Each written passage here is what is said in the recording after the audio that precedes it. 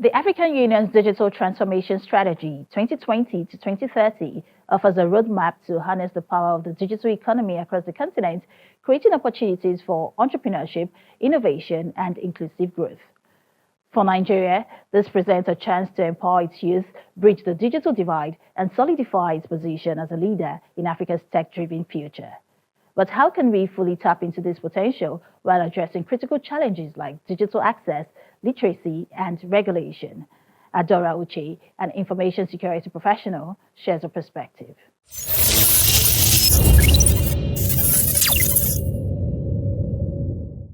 Adora, digital transformation is often seen as a major driver of economic growth and, innovation.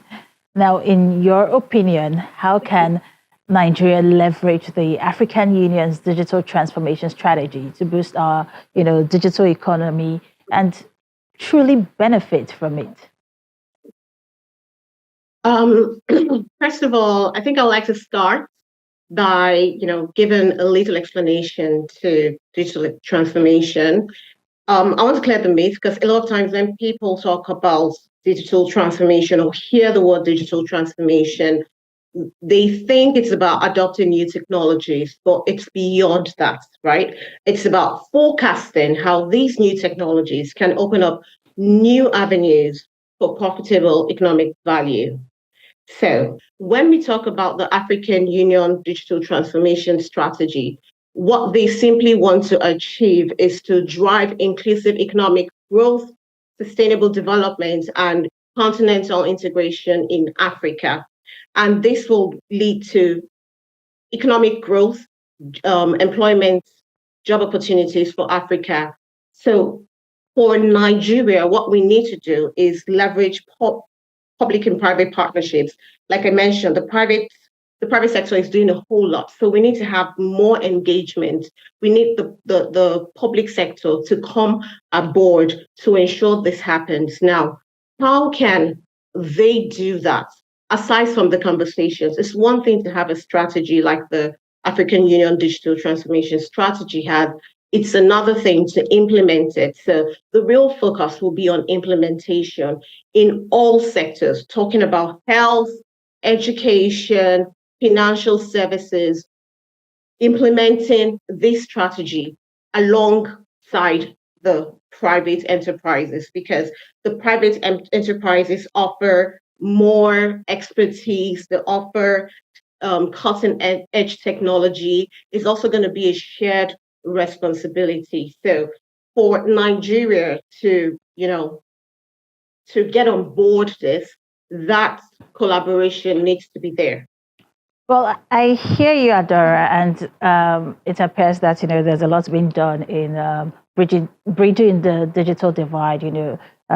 Because definitely you'd agree with me that it's not just advocacy. We also need to skill up our youth, skill up those in the rural areas, and a couple of initiatives have been done in the regard. But you've hammered a lot on implementation. But let's look at that from the entrepreneurial angle. Nigeria is one of Africa's largest economies, and there's so much potential for us to do more. Now, tell me, what specific opportunities do you think digital transformation offers for entrepreneurs and unlocking new opportunities for them? Nigerian entrepreneurs are already leveraging, not totally, they could still do with some more support, but they are ahead of the game. I would say that the government needs to work towards, I don't want to use the word catching up to them. Why do I say this? When we're talking about opportunities for an entrepreneur, the foremost opportunity an entrepreneur wants is the opportunity to make profit. Mm-hmm. So every real entrepreneur knows that they cannot rest on their oars waiting for any government. And this is not just in Nigeria or Africa. It's, it cuts across every part of the world. You can't wait for any government to bring opportunities to you. So when I look at the Nigerian digital space, I would say our entrepreneurs are leveraging that. Okay. So for instance, during COVID in 2020, while the whole world was stuck in the pandemic, no movement, social restrictions, and all of that, the citizenry were waiting for palliatives, for instance, but Nigerian entrepreneurs knew that they had to make money, they had to be viable, right? So we saw the rise of so many e-commerce businesses. More businesses had to move. They made the bold step and the proactive step to move their businesses online, creating online presences for themselves. We've seen the rise in, even in education, online trainings, telemedicine in the healthcare sector, the use of POS and POS businesses scaled as well. Rise in fintech businesses providing diversified financial services, a major shift and disruption to the traditional financial services. So the real question should be, how is our government harnessing these opportunities that the private sector has harnessed? And one of the things that they can do is creating an environment that further supports them. We're talking about accelerator, startup innovation programs for upcoming entrepreneurs.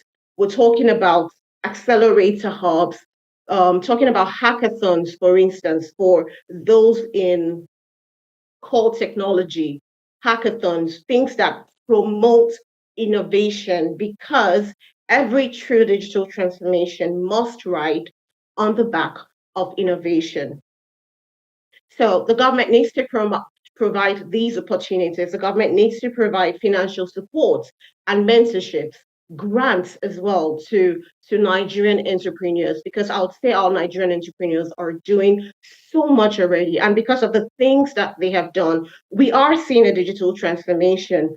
More jobs are being created. It's bringing in economic value. We need concerted efforts. We cannot, continue to work in silos. But then the government cannot do it all. The private sector rather need to, step up.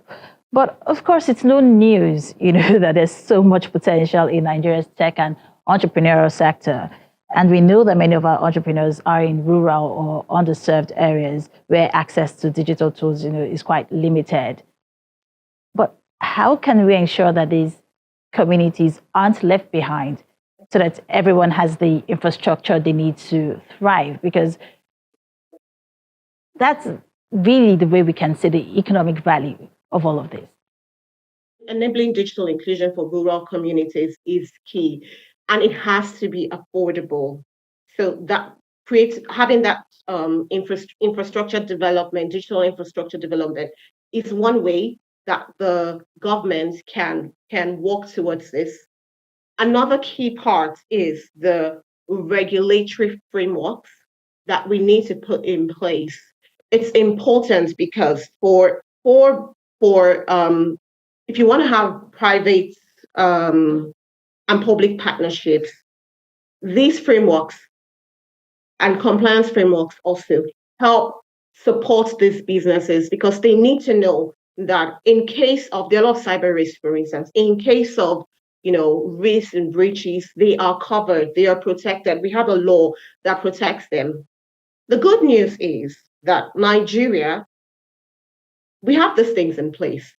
The challenge is I'd say it's the awareness. For instance, we've got our Nigerian data protection regulation that regulates how data should be used and processed within Nigeria. I've read it. It's quite similar to the GDPR, which is the strongest data protection regulation in the world as at today. Quite good, quite strong. But what is the awareness there?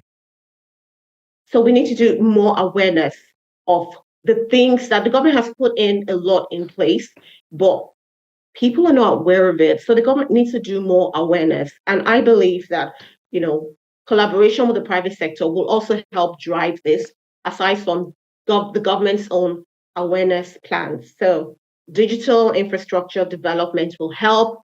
We need to also leverage some of our urban cities. I think this is really important. We need to leverage some of our urban cities for smart city, on a smart city project. For instance, we can leverage Lagos, because Lagos is a high-tech city. So we have a lot of tech talents in Lagos. So we need to be involved in more research and development. We need to look at how we can adapt and adopt to emerging technologies such as Internet of Things, artificial intelligence, big data technologies. And we need to bring it down to even the basic operations within our government structures and entities.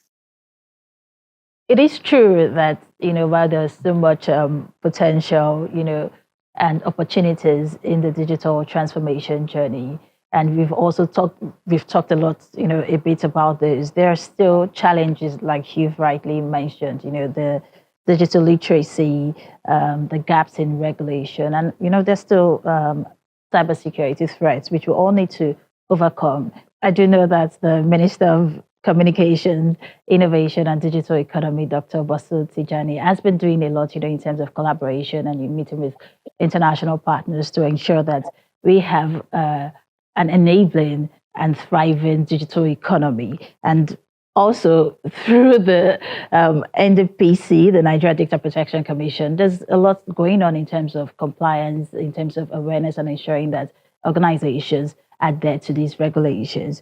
But I'm sure we'll get there soon. We're not there yet, but we will get there. Thank you so Oh yeah, much. definitely. It's a work in progress.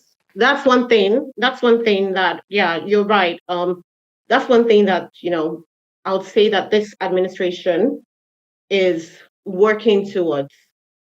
They're more conscious of it and they're working towards improving all of that. So yeah, we will get there soon. Thank you so much, Adora Uche, information security professional. It was a pleasure having you join us on Tech Trends. Thank you for having me, Emmy.